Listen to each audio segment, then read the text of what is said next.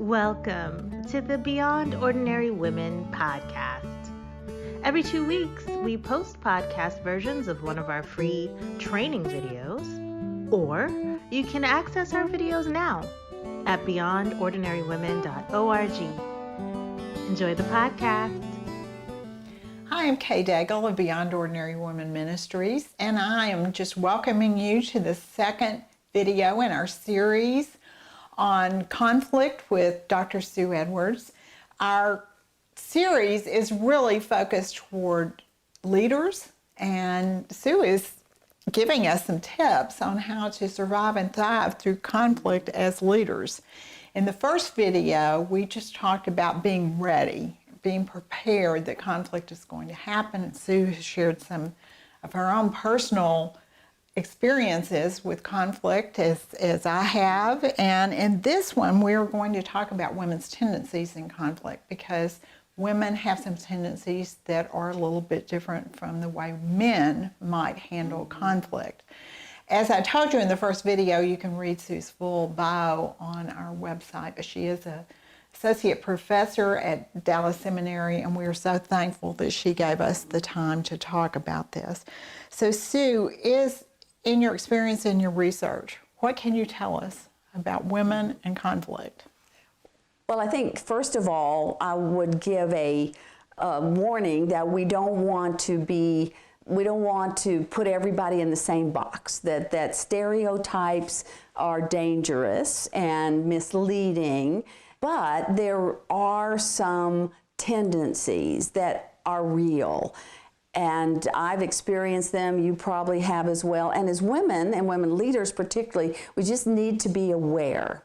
Some of them will apply to the leaders themselves. Yes, right? Yes. And if you're a leader, you need to know what your tendencies are. Exactly. And you need to know if as a leader, often you're working with men. So if you don't understand how you may come at this differently, then you will possibly have some real problems. So this is helpful just to be aware.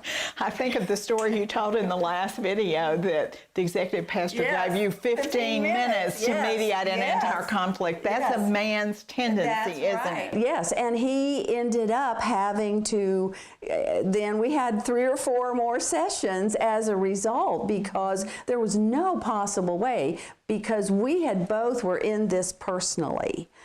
That's something that we see. Janet Lever has done research on children's playgrounds, and she has spent large blocks of time watching children play together. And what she has observed is that the little boys will come together, and when there's a conflict, they will get into it physically and verbally, and then they'll be rolling in the dirt, and they'll be really going after each other, but she watches them, and then the next day they're fine.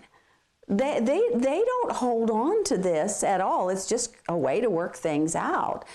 The little girls, however, are much less likely to be physical, but when there's a conflict, they will tend to be catty, form groups, leave that little girl out, and she watches them the next day, and they don't give up on this. In fact, sometimes it goes on and on and on, and can get very mean-spirited, but in a more passive-aggressive way. And that's what we see in ministry as well. I've sat in meetings with men, and they will come after each other in the sense of they want something, and they're jockeying back and forth, and they get a little edgy and a little, I don't know, just competitive, and they say some things, and you just kind of watch the women. A lot of them will just somewhat shut down, because we don't do that. If we get into something like that with a woman, in a nanosecond, it gets personal.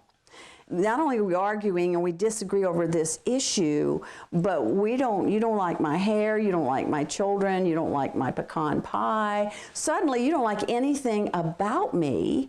And unless we actually sit down and work through this biblically, chances are we're going to carry this with us.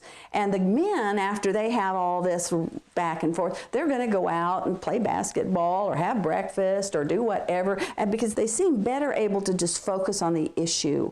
We have a disagreement over an issue, we're going to work that out, but I want my way.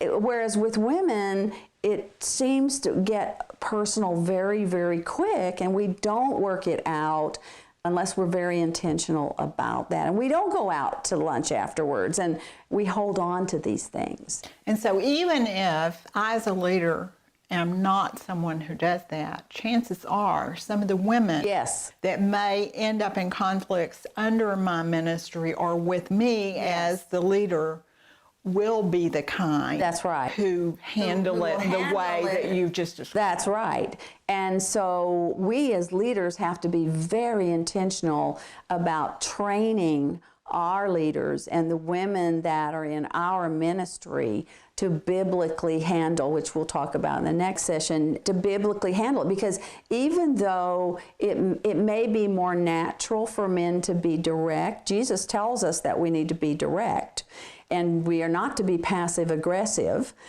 And even though we tend to be that way, we don't get a pass on handling conflict biblically.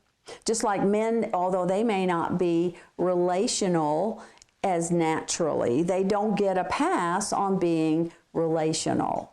So all of those areas we have to work on those things. And some of this has to do with, as women, the research shows we live in a relational web. And even those of us who are leaders, I'm a strong leader.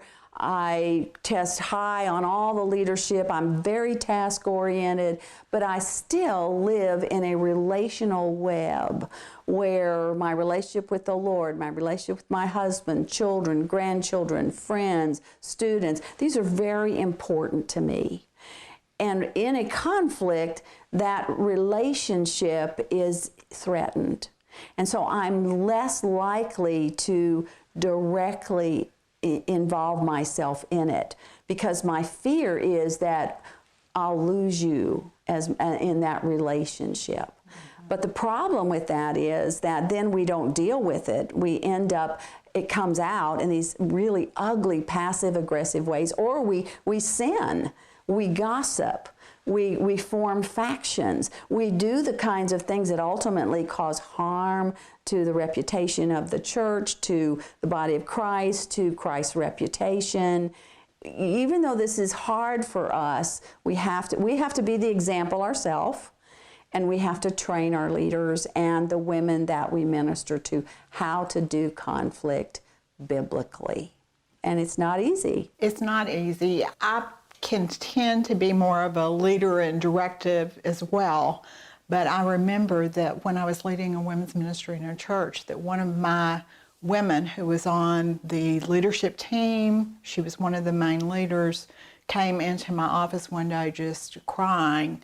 And she had been told that some of the Bible study leaders, and she was in charge of the Bible studies there, had gone to lunch together and had a conversation about how terrible she was. Oh boy. And so she was just mortified. She was there to resign. She was there to quit her position.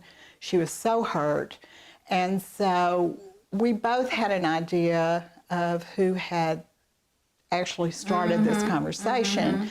And of course, she told this woman, she's the one that told the woman that everybody hates you. Yes. Everybody hates you. Yes, of course. And so you never listen to that. Yeah, and the truth is, half the women there said nothing. Yes. She was talking, and they said nothing. She was gossiping at But I couldn't just leave it. I would have loved to have just gone, I just want you to get over it, it'll be okay. But I had to deal with the women who had gossiped or had let it go on without saying anything. And that nips it in the bud. That's what I have found. In fact, I remember a time after all this happened at the church where we were together, and I was leading in another church, and someone came to me and said they were in a Bible study that day before, and the women had talked about me and said something that wasn't true related to that conflict years ago. Well, I immediately, I said, well, give me the phone number, give me the name. And I called the leader of the group and I said, I hear that happened and I would like to talk with the woman in the group because that's not true. Well, she stammered around and then she said, well, I'll talk to her. And she did. And I said, well, I'll call you back tomorrow for her name. And I called her back and she said, well, the woman doesn't want to be identified, but she's very sorry and she'll never do it again. Well, at least we nipped it in the bud right there. There's a graciousness, absolutely, but there's a strength. We call it a velvet-covered brick.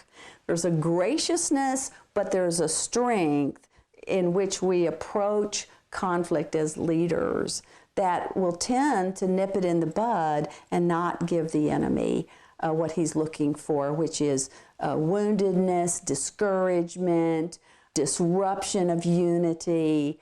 This is an important area for us as leaders to model and to teach and train on. Right. In that group that I was dealing with, I had failed to really, I suppose, ever really train them on you don't gossip, you don't put up with gossip, you don't tear somebody down in the midst of a group. Well, you can even train them and they'll still do it. Well, and that's probably true. But you know, I mean, I look back on it, and so as I spoke with each one individually, I said, you know, I haven't been mentioning this, but you need to speak up. You're a leader. Yes. You're a Bible study leader. You need to speak up when someone is doing that to another person. It was an opportunity then to help them learn to do conflict biblically. Absolutely. Well, thank you, Sue. I'm looking forward to our next video where we really talk about how to handle this well and do it the way that God would have us do it. But your insights and your experiences are so helpful, and I know that they're helping you as well. So I hope you'll join us for part 3 of our series. Thanks for listening to the Beyond Ordinary Women podcast. You can find more podcast episodes and resources for women in leadership by going to beyondordinarywomen.org. This podcast is produced by Beyond Ordinary Women Ministry. Our production team includes Evelyn Babcock, Kay Daigle, Deborah Herring, and Sharifa Stevens. Theme music, Back in Stride by Don Miller, used courtesy of Christine Miller.